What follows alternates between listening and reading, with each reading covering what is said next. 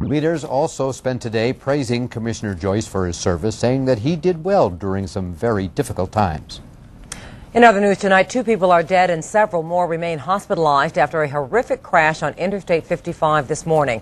The multi-vehicle pileup snarled traffic for hours. Tonight, state police have filed felony charges against the driver they say caused the accident. Craig Wall is live in Joliet with more. Craig. Robin, the driver remains here in state police custody tonight facing 2 felony counts. The accident happened just before 10 o'clock this morning in the northbound lanes of I-55, about a mile north of Route 30. Traffic had slowed to a crawl on the northbound lanes, and for some unknown reason, the driver of the semi didn't slow down, and the result was deadly.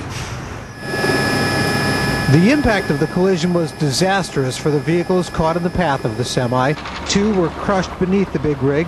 Another was apparently swiped off onto the right side of the road, and 2 more were hit so violently they were sent flying some 50 yards down the road, where they landed together in a heap in the median. Miraculously, an 80-year-old woman in the tan vehicle on the bottom survived. The driver of the other vehicle died, as did a man whose pickup was smashed under the semi. All I saw was the back end of the truck still going at, normal speed, 55 or whatever she was doing.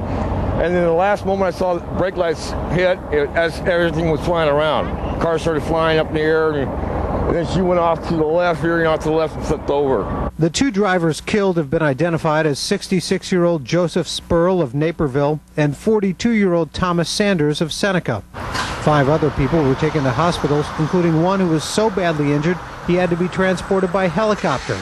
All told, the accident involved 3 semis and 6 other vehicles.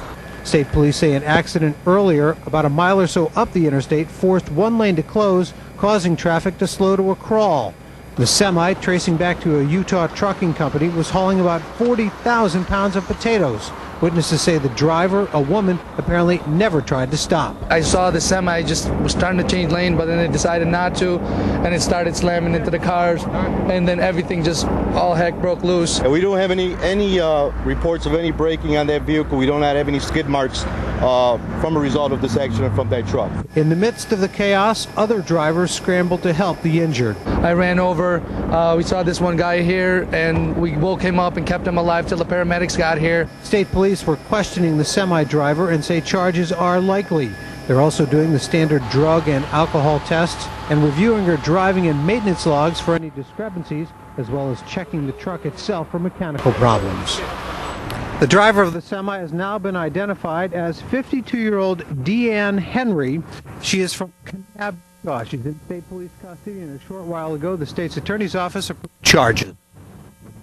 She is being charged this evening with 2 felonies. The first felony is driving while disqualified and falsifying a logbook. These would normally be misdemeanors in Illinois, but considering it's interstate transportation, these are upgraded to felonies.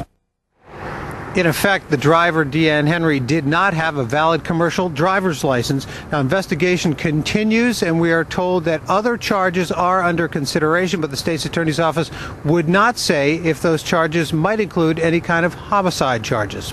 Live in Joliet, Craig Wall, Fox News Chicago. Craig, thank you. Fire investigators are saying tonight that they believe a space heater may have started a fire that killed 2 young sisters. It happened last night in south suburban Harvey.